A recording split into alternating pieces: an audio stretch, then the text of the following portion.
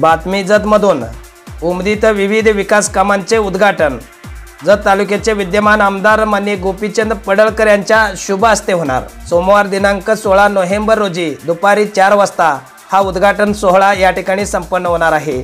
या उद्घाटनामध्ये सरकार दवाखान्यापासून ते ओढापर्यंत रस्ता काँक्रिटीकरण करणे 20 लाख रुपये निधी, आंबेडकर चौक ते प्रकाश माने घरापर्यंत रस्ता काँक्रिटीकरण करणे 20 लाख रुपये निधी, भाग्यवंती देवळापासून ते गायकवाड घरापर्यंत बंदिस्त गटार बांधणे, त्याचबरोबर मलकारी ऐवळे घरापासून ते पंढरी तोरणे घरापर्यंत गटार बांधणे, दोन्ही कामासाठी 10 लाख रुपये निधी, बाजार कट्टा ते गदगाप्पा लोणी घरापर्यंत बंदिस्त गटार बांधणे व आबू कोरबू घरापासून ते हनुमान मंदिर पर्यंत बंदिस्त गटार बांधणे यासाठी 10 लाख रुपये निधी, शेगे वस्ती येथे सीसी काँक्रिटीकरण करणे 20 लाख रुपये निधी, लोखंडे नगर येथे सीसी रस्ता काँक्रिटीकरण करणे 10 लाख रुपये निधी, महावीर आजमाने घरापासून ते माने साहेब घरापर्यंत गटार बांधणे, त्याचबरोबर कुमार हनुमाने घरापासून ते ओढ्यापर्यंत बंदिस्त गटार बांधणे या दोन्ही कामासाठी 10 लाख रुपये निधी उपलब्ध आहे।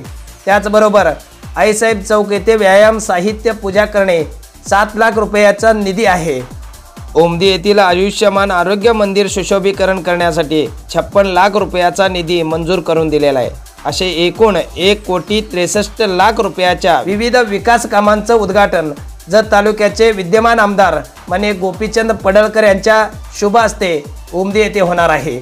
सोमवार दिनांक 16 नोव्हेंबर रोजी दुपारी 4 वाजता या कार्यक्रमाचं आयोजन करण्यात आलं आहे।